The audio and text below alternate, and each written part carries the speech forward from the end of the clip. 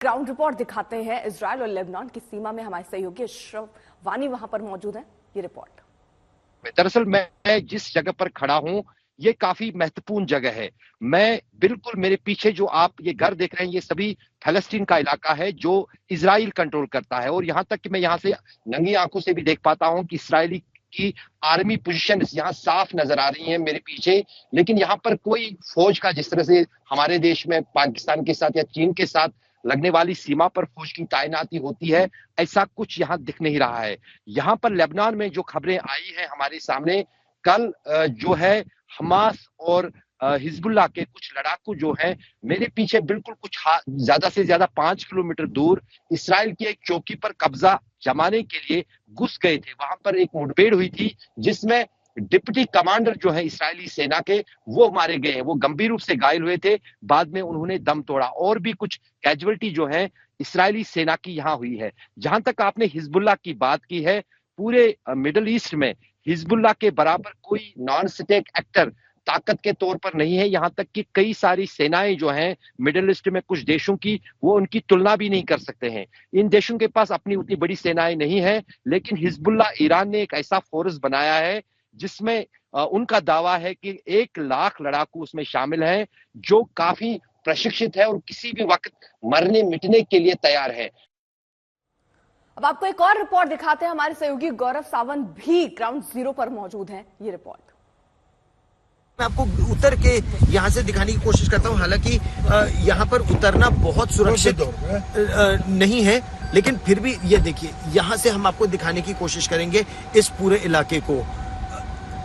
Israel की सेना ने वो निर्णय कर लिया है कि अब वो पूरी तरह से हमास के आतंकवाद को खत्म कर देंगे, नेस्त नाबूद कर देंगे। जैसा आप अभी बता रही थी हमारे दर्शकों को कि ग्राउंड ऑपरेशंस की तैयारी इजराइल ने शुरू कर दी है और ये ग्राउंड ऑपरेशंस बिल्कुल यहीं से हो रहे हैं।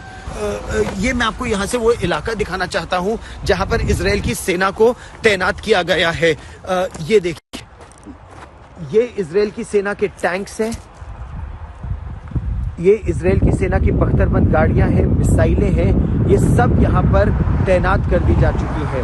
तो इजराइल की सेना ने पूरी तरह से निर्णय कर लिया है कि उनको इस आतंक को जड़ से उखाड़ना है। यह खतरा बड़ा है कि अगर टेल अवीव जो जेरूसलम के बाद दूसरा सबसे बड़ा शहर है, जेरूसलम राजधानी और फिर टेल अवीव जो सबसे बड़ा एक तरह से उनका बिजनेस हब, नर्व सेंटर है, एयरपोर्ट टेल अवीव के ही पास है, टेल अवीव और जेरूसलम के बीच में, उसको अगर हमास निशाना बना रहा है तो यह बहुत बड़े खतरे की बात है। दूसरा बड़ा खतरा जो इस समय है वो लेबनान से आने वाले हिजबुल्लाह के रॉकेटों का है, क्योंकि अब अंदेशा यहां पर यह है कि अगर एक बार हिजबुल्लाह ने रॉकेट दागना शुरू किया तो लेबनान की सीमा हो या सीरिया की सीमा हो, वहां से जो रॉकेट्स है वो टेल अवीव और जेरूसलम दोनों को निशाना बना सकते हैं और तब पूरा इजराइल खतरे की जद में आ जाएगा और बहुत ज्यादा खतरा बढ़ जाएगा। हमास के रॉकेट तो कभी कभार बेन गुरियन तक इस समय पहुंच पा रहे हैं। बेन गुरियन तक एयरपोर्ट पर पहुंचने का यह मतलब है कि इंटरनेशनल फ्लाइट्स ना आ जा पाएंगी, ना वहां पर आवाजाही हो पाएगी और वो इजराइल के लिए बड़ा खतरा होगा।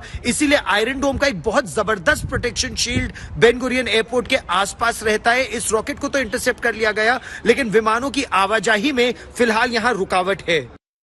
तो ग्राउंड पर क्या स्थिति है? आज तक आपको ग्राउंड की तस्वीर दिखा रहा है, कुछ और तस्वीरें भी हम आपके लिए लेकर आए। किस तरह इजराइल और हमास के बीच छिड़ा ये युद्ध तबाही लेकर आ रहा है। लगातार रॉकेट दागे जा रहे हैं। गाजा पर ताबड़तोड़ प्रहार रॉकेट से इजराइल की तरफ से हो रहा है और यहां पर फिलिस्तीन की तरफ से ये आरोप लग रहे हैं कि रिहायशी इलाकों को टारगेट किया जा रहा है। Siren siren siren.